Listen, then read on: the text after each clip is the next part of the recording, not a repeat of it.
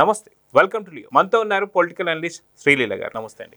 నమస్తే అండి. నిన్న పవన్ కళ్యాణ్ గారి వ్యాఖ్యలు మాత్రం సంచలనం రేపాయి. వాస్తవానికి దీని వెనక జగన్మోహన్ రెడ్డి కుట్రలు, కేసీఆర్ కుట్రలు అని చెప్పి చాలా స్పష్టంగా అనిపిస్తుంది. ఎందుకో బీఆర్ఎస్ అండ్ జగన్కి సంబంధించిన ట్రాప్లో రేవంత్ రెడ్డి పడ్డాడా, ఎందుకని నిన్న ఏదైతే సభకు సంబంధించి పర్మిషన్ ఇవ్వలేదనే దాని మీద చాలా రకాల వ్యాఖ్యలు వస్తున్నాయి. ఈరోజు ఆ వ్యాఖ్యలపైన, పవన్ కళ్యాణ్ గారి వ్యాఖ్యలపైన కేటీఆర్ కావచ్చు, వీళ్ళందరూ కూడా ఇది మీ జాగీర్ అని మాట్లాడుతున్నారు. మరి ఆంధ్రాలో బీఆర్ఎస్ పార్టీకి సంబంధించి పార్టీ పెట్టడంలో మీరు ఎలా చూస్తారు? బీఆర్ఎస్ పార్టీ ఆంధ్రప్రదేశ్లోనే కాదు, ఇంకా పొరుగు రాష్ట్రాలకు వెళ్ళింది. వందల కార్లతోటి వాళ్ళు ర్యాలీ చేశారు. అక్కడ అన్నిట్లో కూడా వీళ్ళ పాత్ర ఏంటనేది మేము ఉన్నాం. అసలు టీఆర్ఎస్ బీఆర్ఎస్గా ఎందుకు మారింది అంటే, ఎవరైతే కేసీఆర్ ఉన్నాడో ఆయన ప్రధానమంత్రి అయిపోదామని మా బాపు మరి ప్రధానమంత్రి అవ్వాలి అని చెప్పేసి తగ ఓవర్ యాక్షన్ చేసేసి పాపం కార్లు ఈ రోజున పంచర్ పడి షెడ్లో కూర్చున్నాయి. ఎందుకంటే 2023-22 టైంలో నారా చంద్రబాబు నాయుడు గారిని అక్రమంగా అరెస్ట్ చేసిన టైంలో ఇక్కడ ఉన్న తెలుగువారంతా కూడా, అంటే తెలుగువారు అంటే ఈ రోజున తెలంగాణ వాళ్ళు మాట్లాడే తెలుగే కదండి. అందరూ కూడా ఆ రోజున నారా చంద్రబాబు నాయుడు గారి అరెస్ట్ని మేమందరం కూడా ఖండిస్తున్నాం. దానికి నిరసనగా శాంతియుతంగా ఎటువంటి స్లోగన్స్ లేకుండా ప్రశాంతంగా మేము మద్దతు ఇస్తున్నాము. ఏదైతే ఈ వీళ్ళు ఉన్నారో మా తెలుగు వాళ్ళందరికి కూడా అని చెప్పేసి ప్రోగ్రాం పెట్టుకుంటే వాళ్ళు ఇష్టం వచ్చినట్లుగా, ఎలా అంటే అలాగా, నేను జగన్మోహన్ రెడ్డితో మాట్లాడతాను, మీరు వెళ్ళి వైజాగ్లోనో ఎక్కడో పెట్టుకోండి, ఇక్కడ పెట్టొద్దు అని చెప్పేసి కేటీఆర్ ఆ రోజున చాలామంది మేధావులు మాట్లాడిన మాటలు. అప్పుడు ఏం చేశారు అందరూ, మీకు ఎలా బుద్ధి చెప్పాలో మేము చెప్తాము. ఈ రోజున మేము ఇక్కడ ఉద్యోగాలు చేస్తూ ట్యాక్సులు కడుతూ ప్రతి ఒక్కటి ఈ రోజున ఇక్కడ ఇన్కమ్ జనరేట్ అవుతుందంటే ఎవరి ద్వారా అవుతుంది అనేది మర్చిపోయి మాట్లాడుతున్నాం అని చెప్పేసి వార్నింగ్ ఇవ్వటం. దానికి వాళ్ళు ఎలాంటి ఫలితాన్ని అనుభవించారో కూడా ఈ రోజున చూస్తున్నాం.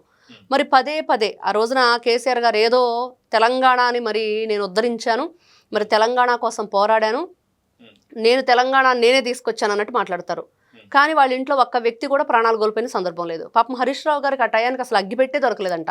ఆయన అక్కడ పెట్రోల్ పోసుకున్నాడు అనగా ఇక్కడ అంటించుకున్నారు. అంత దారుణంగా ఎంతమందో యువకులు ప్రాణాలు అర్పించి త్యాగం చేసి వాళ్ళ ఆత్మకు శాంతి చేకూరాలని నిన్నటి రోజున అందరూ కూడా కోరుకోవటం, జై తెలంగాణ అనే నినాదంతో అందరూ కూడా ఆ రోజున మద్దతు తెలిపారు. ఎవరికి వాళ్ళే ఉన్నారు, హ్యాపీగా ఉంది. కాకపోతే ఈ రోజున ఆంధ్ర తెలంగాణ అంటూ విడదీస్తూ, అంటే ఏ విధంగా చూడాలి మిమ్మల్ని? గతంలో కూడా జగన్మోహన్ రెడ్డి ఈ ఎవరైతే బీఆర్ఎస్ నేతలు ఉన్నారో ఎన్ని రకాలుగా మాట్లాడారో మనం చూసాం. ఎన్ని విధాలుగా మరి 2 తెలుగు రాష్ట్రాలకు సంబంధించిన ఆస్తుల విషయం కానివ్వండి, ఎలక్ట్రికల్ బిల్స్ కానివ్వండి, ఆ బిల్డింగ్లు కానివ్వండి, మరి దానికి ఏదైతే ఈ అసెంబ్లీకి సంబంధించిన ఆ ఫర్నిచర్ కానివ్వండి, అన్ని విషయాల్లో కూడా జగన్మోహన్ రెడ్డి ఏం చేశాడు, ఎవరికి ఎక్కువగా అవన్నీ కూడా కట్టబెట్టాడు అనేది అందరికీ తెలుసు. అంటే ఆంధ్రకు సంబంధించిన ఆస్తులన్నీ కూడా ఓకే, ఇవన్నీ కూడా ఎవరూ పట్టించుకోవట్లేదు. కానీ ఈ రోజున ఎవరు ఎక్కడికి వెళ్ళైనా, భారతదేశం స్వతంత్ర భారతదేశం, అక్కడ ఎవరికైనా ఎక్కడికైనా వెళ్ళి బ్రతికే స్వేచ్ఛ ఉంది, హక్కు ఉంది, స్వేచ్ఛగా వెళ్ళొచ్చు, ఎక్కడికి వెళ్ళడానికి ఎవరు అబ్జెక్ట్ చేయరు. మరి అలాంటిది మరి ఇక్కడ పుట్టి పెరిగిన పవన్ కళ్యాణ్ గారు మరి ఇక్కడికి రావడానికి ఏంటి ఇబ్బంది అని అంటే, వీళ్ళకి మరి ఒక ఆవిడేమో చెప్పు తీసుకొని కొడతానా పళ్ళు రాల కొడతానని అంది. అంటే ఎలా అనిద్దండి అలా? ఒక ఉప ముఖ్యమంత్రి గారిని పట్టుకొని పళ్ళు రాలగొడతాను అంటే ప్రజలు ఈ రోజున ఆవిడని అడుగుతున్నారు, అమ్మా ఒక మహిళగా ఉండి నువ్వు లిక్కర్ స్కామ్లో 6 నెలలు జైల్లో ఉండొచ్చావు, మరి నీ బ్రతికేంటి? మరి నువ్వు ఇలా మాట్లాడే హక్కు నీకుందా? నీ తండ్రి, నీ తమ్ముడో అన్నో అతను, మరి నీ కజిన్ ఇంకో హరీష్ రావు, నువ్వు అందరూ కలిసి 10 సంవత్సరాలు తెలంగాణకి ఏం చేశారు? అసలు టీఆర్ఎస్ మీద అభిమానంతో తెలంగాణ రాష్ట్ర సమితి అని పెట్టుకున్న మీరు భారత రాష్ట్ర సమితిగా ఎలా మారిపోయింది అది? అంటే తెలంగాణ మీద మీకు 10 సంవత్సరాలు అంటే ప్రేమ పోయిందా? ఎలా అనుకోవాలి?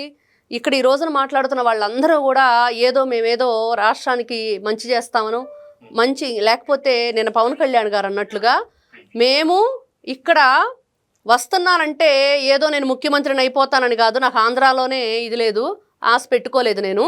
కానీ చైతన్యం ఏదైతే మనం నందమూరి తారక రామారావు గారు ప్రజల్లో చైతన్యాన్ని తీసుకొచ్చింది తెలుగుదేశం పార్టీ అంటున్నాము, ఆ చైతన్యాన్ని నేను తీసుకొస్తానని భయపడుతున్నారు, ప్రశ్నించే గొంతుకులు పెరిగిపోతాయని భయపడుతున్నారు అనేది ఆయన చెప్పారు. అంటే ఇక్కడ కవిత గారు ఏదైతే అటు బీఆర్ఎస్ కావచ్చు, అంటే టీఆర్ఎస్ నుంచి బీఆర్ఎస్గా మారినటువంటి ఒక అదే కుటుంబంలో దాదాపు 14,000 కోట్లు ఏవైతే ఉంటాయో ఆవిడికి రావాల్సిన వాటా రాలేదు కాబట్టి కేటీఆర్ నుంచి విభేదించి బయటకు వచ్చారని చెప్పి ఒక టాక్. అయితే ఇప్పుడు ఈ విషయాలన్నీ కూడా తీసి పక్కన పెట్టి ఆవిడ ఆ ఫలాలన్నీ కూడా అనుభవించని చెప్పి ఆవిడ కూడా చెప్పిన తర్వాత మా నాన్న ఒక బట్టేబాజ్ అని చెప్పి మాట్లాడి ఇవన్నీ కూడా మనం చూసాం. ఇంత జరిగిన తర్వాత మళ్ళీ అదే కుటుంబంలో ఉన్నటువంటి ఒక కవిత గారికి ఏ రకంగా ఆవిడ ఖచ్చితంగా రేపు పొద్దున మద్దతు వస్తుందని చెప్పేసి అనుకుంటున్నారు. ఆ ఫలాలు తిన్నారు, రాష్ట్రాన్ని మొత్తం కూడా దోచేశారు. సో వాస్తవానికి ఇంకో విషయం ఏంటంటే తెలంగాణలోనే తెలుగుదేశం పార్టీ పుట్టింది, తెలంగాణలోనే జనసేన పుట్టింది, అలానే తెలంగాణలో ఎన్నో రకాల పార్టీలు పుట్టాయి. అదేవిధంగా నిన్న పవన్ కళ్యాణ్ గారు అన్నట్టు ఎక్కడ వారైనా సరే ఎక్కడి నుంచైనా సరే పోటీ చేయొచ్చు అని చెప్పేసి. కానీ ఎందుకని తెలంగాణ వాదాన్ని మళ్ళీ తీసుకొస్తున్నారంటే గతంలో తండ్రి చేసింది ఇప్పుడు కవిత చేయబోతుందా, అందుకే రెచ్చగొడుతుందా, దీనికి జగన్ ఆద్యం పోస్తున్నాడు అంటే ఏమంటారు? ఆవిడ పార్టీని ప్రకటించిన రోజున వీడియోలు మనం చూసామండి. ఆ రోజే చెప్పింది తెలంగాణ వాళ్ళ లొల్లి ఏదో ఇలా, ఆంధ్ర వాళ్ళ లొల్లి ఇలా చేస్తున్నారు మళ్ళీ, ఆ రోజున మేము చెప్పామని. అంటే ఆ రోజు కూడా ఆవిడ ఎక్కడా కూడా ప్రాంతీయ విభేదాలను సృష్టించే పని మాత్రం మర్చిపోలేదనేది మనకు అర్థమైంది. అంటే మీరు ఈ మధ్యన నేను ఎక్కడో వినటమో చదవటమో జరిగింది, తండ్రి వారసత్వాన్ని నిలబెడుతున్న కవిత అంటే ఏ విషయంలో అని చెప్పి చర్చ జరిగితే దానిలో గతంలో ఆయన ఎక్కడైనా సరే ఒక ధర్నా చేయటం, ఏదో గొడవ చేయటం, ఇదిగో వీళ్ళు ఈ విధంగా ఇల్లీగల్ చేస్తున్నారు అనగానే 5 కోట్లు 6 కోట్లు వాళ్ళు ఇచ్చేసేవాళ్ళంట, వీళ్ళు అక్కడి నుంచి ఆ కార్యక్రమాన్ని విరమించి పక్కకు వచ్చేవాళ్ళంట. ఈవిడ కూడా ఇప్పుడు అదే దందాన్ని కొనసాగిస్తుంది. దీనిలో అయితే తండ్రి వారసత్వాన్ని నిలబెట్టింది. ఈ రోజున రేపో మాపో చనిపోయే వయసు వచ్చిన ఆయనకు ఆరోగ్య పరిస్థితి కూడా అంతంత మాత్రంగానే ఉంది, ఓడిపోయారు. ఇట్లాంటి పరిస్థితిలో ఆస్తుల కోసం, డబ్బు కోసం నువ్వు వాళ్ళని విభేదించి బయటకు వచ్చి తండ్రి మీద ఈ విధంగా మాట్లాడుతున్న ఈవిడ ఈ రోజున బయటకు వచ్చి ఏం మంచి చెప్పిద్ది, ఎలా చెప్పిద్ది, ఏమని చెప్పిద్ది చెప్పమనండి. ఈ రోజున జగన్మోహన్ రెడ్డి గారిది, షర్మిల గారిది చూస్తున్నాం. సరే వాళ్ళది అన్నా చెల్లెళ్ళు వదిలేద్దాం, ఇక్కడ కన్న తండ్రినే విభేదించి వచ్చావు నువ్వు. ఆయన నువ్వేమిస్తున్నావు కూతురుగా? ఇవన్నీ కూడా వీళ్ళు ప్రాంతీయ విభేదాలను సృష్టిస్తుంది కేవలం వాళ్ళ స్వలాభం కోసం, వాళ్ళ రాజకీయ లబ్ధి కోసం. వాళ్ళేదో తెలంగాణ ప్రజల మీద ప్రేమ ఉన్నట్లుగా నటిస్తూ వాళ్ళ రాజకీయ లబ్ధిని వాళ్ళు పొందుతున్నారు తప్పించి ఎవరు అనుభవించారు ఈ రోజున పదవులు, ఎవరు ఆస్తులు కూడబెట్టుకున్నారు, ఏ స్థాయి నుంచి ఏ స్థాయికి ఎదిగారు వీళ్ళందరూ? అంటే తెలంగాణ అనేటువంటి ఒక ప్రాంతీయ భావం తీసుకొచ్చి బాగుపడింది ఒక్క కుటుంబం మాత్రం అని చెప్పి అందరూ అంటున్నారు. దాన్ని కవిత గారు కూడా ఒప్పుకున్నారు, అవును మేమే, మా కుటుంబం ఒక్కడ తప్ప ఇంకేది బాగుపడలేని చెప్పి. మళ్ళీ ఇప్పుడు అదే కుటుంబంలోంచి ఆవిడొచ్చి మళ్ళీ సేమ్ ఇదే ప్రాంతీయ భావాన్ని రేపుతున్నారంటే దాన్ని ఎలా చూడాలి? వాళ్ళ తండ్రిని అడగాలి. వాళ్ళ తండ్రి వీడియో ఒకటి వైరల్ అవుతుంది. ఆంధ్రప్రదేశ్ను ఈ 2 తెలుగు రాష్ట్రాలు విడిపోయిన తర్వాత ఆయన మాట్లాడాడు ఏమనంటే, హైదరాబాద్ ఈ రోజున ఒక వెలుగు వెలిగిపోవటానికి కారణం నారా చంద్రబాబు నాయుడు. ఇక్కడ తెలుగుదేశం పార్టీ ఆవిర్భావం తర్వాత ఏ విధంగా మరి ఎన్ని రకాల మార్పులు చెందాయి, ఎంత అభివృద్ధి చెందింది, ఎంత గొప్పగా మార్పులు వచ్చినాయి అనేది ఆయన నోడితే ఆయన ఎవరైనా ఒప్పుకోవాల్సిందే, ఇదని కూడా చెప్పాడు కేసీఆర్. అదిగాక ఆయన ఏం మాట్లాడారంటే, ఆంధ్ర వాళ్ళకి ముళ్ళు గుచ్చుకుంటే నా పంటితో ఆ ముళ్ళుని తీస్తా అని చెప్పి అన్నారు. అవును, ఇన్ని రకాలుగా అంటే మీ ఇష్టం వచ్చినప్పుడు మీ ఇష్టానుసారంగా అంతే జుట్టు అందకపోతే కాళ్ళు రీతిని వీళ్ళు మాట్లాడుతున్న మాటలు ఎప్పటికప్పుడే ప్రజలు గమనిస్తున్నారు. ఈ రోజున అప్పుడెప్పుడో అందరూ ప్రాణత్యాగం చేశారు, లేకపోతే అక్కడ పెట్రోల్ పోసుకోగానే ఇక్కడ నిప్పంటించుకున్నారు అనేవి లేవు. అవన్నీ కూడా ఎప్పుడో అందరూ కూడా అర్థమైపోయింది 10 ఏళ్ల చరిత్రలో. కాబట్టి ఇప్పుడు ఎవరు మీరు ఎన్ని రకాల ప్రాంతీయ విభేదాలు సృష్టించాలని చూసినా, తెలంగాణ ఆంధ్ర అంటూ విభేదాలు ప్రయత్నాలు చేసినా ఎవరు రెచ్చిపోయే పరిస్థితులు అయితే లేరు. ఎందుకంటే అక్కడ జగన్మోహన్ రెడ్డి ఫెయిల్ అయ్యాడు, ఇక్కడ కేసీఆర్, కేటీఆర్, కవిత వాళ్ళు కూడా ఫెయిల్ అయ్యారని ఖచ్చితంగా చెప్పొచ్చు. ఎందుకంటే ఇక్కడ ప్రజల్లో చైతన్యం వచ్చింది. వాళ్ళు మార్పు ఎలా కోరుకున్నారు, మనం ప్రశ్నిస్తేనే మార్పు వస్తుంది. మనం ఆవేశంగా వెళ్ళి ఏదో అడుగులేసేసి వాళ్ళ వైపు ఇలా వాళ్ళకి మనం జై అంటే సై అని చెప్పేసి ఇంకో విధంగా వెళితే కాదు అనేది ప్రతి క్షణం ప్రజల్లో మార్పు వచ్చిందని మనకు కనిపిస్తుంది. ఎందుకంటే ఎన్ని రకాలుగా విభేదాలు సృష్టించాలని జగన్మోహన్ రెడ్డి చూసాం. ప్రాంతీయంగా చూశాడు, కులాల పరంగా చూశాడు, మతాల పరంగా చూశాడు, ఈ పార్టీల మధ్య ఏ విధంగా విభేదాలు పెట్టాలో చూశాడు. ఇవన్నీ కూడా ఎక్కడా కూడా ఆయన పాచిక పారలేదు. ఈ రోజున బీఆర్ఎస్ కానివ్వండి, కాంగ్రెస్ కానివ్వండి, వీళ్ళ పాచిక కూడా పారే పరిస్థితి లేదు. అంటే రెచ్చగొట్టి ఈ రోజున ఆయన పార్టీ ఇక్కడ నడిపిస్తానన్నాడని కాదు, వాళ్ళు ఆల్రెడీ ఫిక్స్ అయిపోయి వచ్చారు.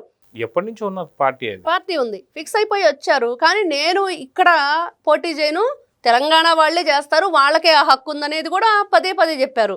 గద్దర్ గారి గురించి కూడా ఆయన చెప్పారు. దానికి పొన్నం ప్రభాకర్ గారు అంటారు, ఆయనకు నువ్వు క్షమాపణ చెప్పాలి అని అంటాడు. ఎందుకు క్షమాపణ చెప్పాలండి? ఎందుకు చెప్పాలి పవన్ కళ్యాణ్ గారు? అంటే వీళ్ళు రాజకీయాన్ని రాజకీయంగా నువ్వు ఫేస్ టు ఫేస్ మాట్లాడలేక ఈ రోజున వాళ్ళ క్షమాపణ చెప్పు, వీళ్ళ గురించి మాట్లాడో, వీళ్ళ క్షమాపణ చెప్పంటే కుదరదు కదా, మీరు ఎందుకు పర్మిషన్ ఇవ్వలేదని ఆయన అడిగారు. సో మొత్తానికి 2029 నాటికి అటు బీఆర్ఎస్ కేసీఆర్ కేటీఆర్ కావచ్చు, లేదా టీఆర్ఎస్ కవితకు సంబంధించినటువంటి భవిష్యత్తు ఏం కానుంది, నిజంగా వీళ్ళని నమ్మి మళ్ళీ ఓట్లు పడే అవకాశం ఉన్నదా? గతంలో వచ్చినటువంటి బీఆర్ఎస్ ఓటింగ్ ఏదైతే ఆ ఓటింగ్ ఉందా, పోయిందంటే ఏం చెప్తారు? శూన్యమండి వాళ్ళకైతే. ఎందుకంటే నువ్వెందుకు 6 నెలలు జైల్లో ఉండొచ్చావు అనే దానికి ఆవిడ సమాధానం చెప్పాలి. ఢిల్లీ గడ్డ మీద తారక రామారావు గారు, అన్న నందమూరి తారక రామారావు గారు తెలుగువాడి ఆత్మ గౌరవాన్ని నిలబెట్టాడని ఆ రోజున ఎంతో సగర్వంగా చెప్పుకుంటే, ఆ గడ్డ మీద అందరి బ్రతుకుల్ని తాకట్టు పెట్టి వాళ్ళ ఆత్మాభిమాన్ని కోల్పోయేటట్టు మనిషి చేసింది కవిత. ఏం చేయాలి చెప్పండి? ఎంత దారుణం. దానికి సమాధానం చెప్పి అప్పుడు ఓట్లు అడగమనండి. 10 సంవత్సరాలు తెలంగాణ, ఈ హైదరాబాద్ తెలంగాణకి ఏం చేసావు నువ్వు అని చెప్పి కేటీఆర్, కేసీఆర్, హరీష్ రావు వీళ్ళందరూ కూడా సమాధానం చెప్పి ఓట్లు అడగమనండి. కాబట్టి వీళ్ళు ఇంకా రాజకీయ భవిష్యత్తు అనేది శూన్యం. ఎన్ని రకాల క్వశ్చన్స్ ఉన్నాయో వాటన్నిటికి కూడా వీళ్ళు ఆన్సర్ చేయాల్సి ఉంది. కాబట్టి ఏ హక్కుతోటి వీళ్ళు మాట్లాడతారు, ఏ ఆలోచనతో వీళ్ళు మాట్లాడతారు, ఏ సమాధానం చెప్పే దీనిలో వీళ్ళు మాట్లాడతారు అనేది వాళ్ళే నిర్ణయించుకోవాలి. అడిగే హక్కు ధైర్యం లేదు వాళ్ళకి. కాబట్టి ఈ రోజున ఏ విషయం మాట్లాడాలన్నా బయటకు వచ్చి జంకుతున్నారు. ఏ విధంగా తిరిగి ఎవరైనా క్వశ్చన్ చేస్తే ఏం ఆన్సర్ చేయాలో కూడా వాళ్ళకి తెలియని పరిస్థితిలో ఉన్నారు. సో చూద్దామండి, ఖచ్చితంగా ఏదైతే జగన్మోహన్ రెడ్డి కావచ్చు, లేదా ఇటు కేసీఆర్ కావచ్చు, కవిత వాడుతున్నటువంటి ఒక వ్యూహం ఖచ్చితంగా ఫలించే అవకాశాలు లేవు.